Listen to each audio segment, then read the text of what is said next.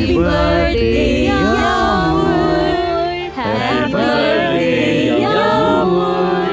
तो ये केक मेरे लिए है। जिस दिन से मैं तुमसे मिला हूँ सब बदल गया है। जो तुम छुपा रही थी जान चुका हूँ। दुश्मनी मोहब्बत में बदल गई। मुझे तुम्हारे साथ जिंदगी गुजारनी है। हर नए दिन की शुरुआत तुम्हारे साथ करना चाहती हूँ।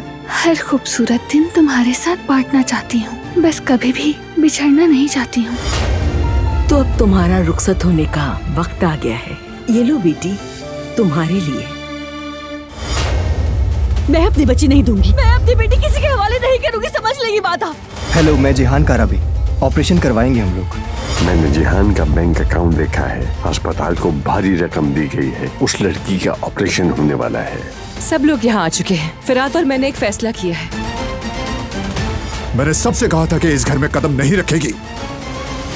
वो कहानियाँ अधूरी जो न हो सकेगी पूरी, उन्हें मैं भी क्यों सुनाऊं, उन्हें तुम भी क्यों सुनाओ।